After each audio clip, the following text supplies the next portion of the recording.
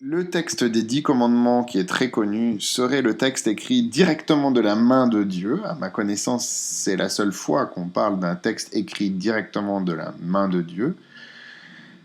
Ce qui pourrait être important pour les historiens, mais évidemment, quelques pages plus tard, on apprend que Moïse, après avoir reçu ce texte, a cassé les tablettes de pierre où il avait été gravé, de rage devant la désobéissance de son peuple.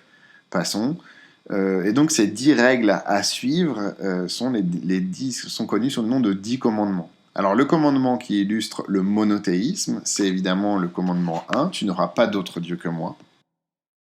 Le commandement qui est entouré en vert, qui s'adresse à la société des hommes, sont les commandements 5, donc tu honoreras ton père et ta mère. 6, tu ne tueras pas. 7, tu ne commettras pas l'adultère, c'est-à-dire que tu ne tromperas pas ton mari ou ta femme. 8, tu ne voleras pas. 9, tu ne porteras pas de faux témoignages contre ton prochain.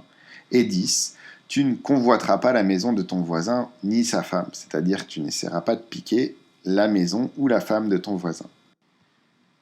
Les autres commandements, 1, 2, 3, 4, sont des commandements qui s'adressent à la religion.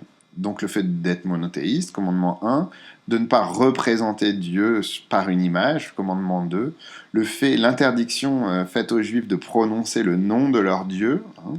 Alors en français on dit Yahvé, mais normalement les Juifs ne peuvent pas prononcer ce mot, qui est une sorte de pentagramme composé de 4 lettres.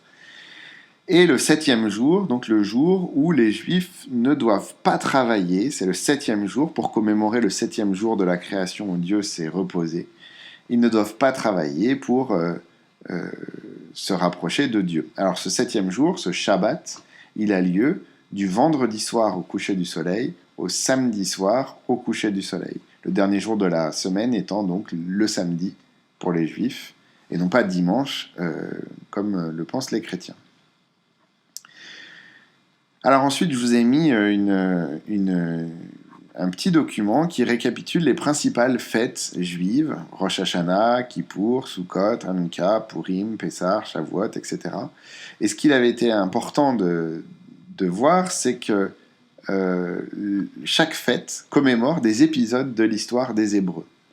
Alors, par exemple, Rosh Hashanah, c'est la création du monde par Dieu. Sukkot, c'est le moment où les Juifs errent dans le désert à la sortie d'Égypte et donc sont dans le désert avec des cabanes. Les Juifs réalisent des cabanes sur leur balcon où ils mangent dans des cabanes chaque année. Donc ils appellent ça les soukas. Hanouka qui célèbre une victoire des Hébreux contre les Grecs, etc. etc. Donc chaque fête religieuse commémore un épisode de l'histoire des Hébreux. Alors le document qui suit a pour but de vous transmettre un peu de connaissances sur les lieux de culte, les synagogues, c'est-à-dire l'équivalent d'une église ou d'une mosquée, mais pour les juifs, et des objets que l'on y trouve systématiquement. Donc un menorah, le chandelier à 7 branches, qui a cette forme très particulière, qui est clairement caractéristique du judaïsme, la Bible sous forme de rouleau, telle qu'on l'avait vu en entame de ce chapitre, un chauffard, c'est-à-dire une grande trompe, une corne, un instrument de musique, dont peu de gens savent jouer, qui était en fait le mobilier du temple de Jérusalem, temple qui n'existe plus. Alors justement, comment ça se passe ? Le document d'après vous présente un arc de triomphe. Alors là, effectivement, vous avez peut-être eu du mal à répondre à ces questions, parce qu'on n'a pas encore fait l'Empire romain, mais effectivement, c'est un monument qui a une forme de porte, sous laquelle devait passer un général romain victorieux qui avait gagné des batailles. Alors ces généraux peuvent être des empereurs sous l'Empire, mais juste avant, c'était simplement des généraux. Alors quand on va à l'intérieur de cet arc de Titus, qui est à côté du Forum à Rome, on voit un peu ce qui est les scènes qui sont gravées, qui sont sculptées. Et le document d'après, il vous montre une des scènes qui se situe à l'intérieur de cet arc de triomphe, où on voit des juifs qui se reconnaissent grâce au menorah, qui sont en train de s'en aller, de partir, en emportant avec eux le mobilier, donc les meubles du temple.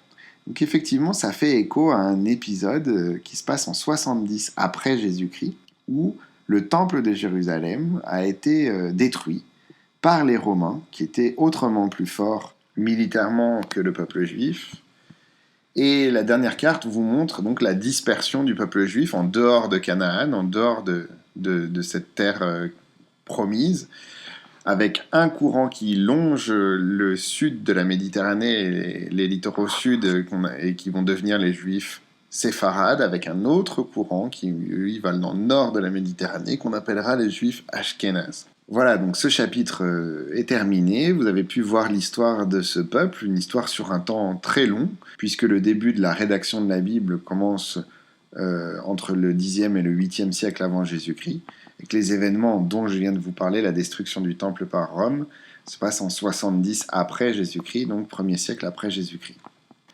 Voilà tout pour aujourd'hui, et maintenant, il est temps d'arrêter de travailler et d'aller aider vos parents à cuisiner ou à faire le ménage. Bonne soirée.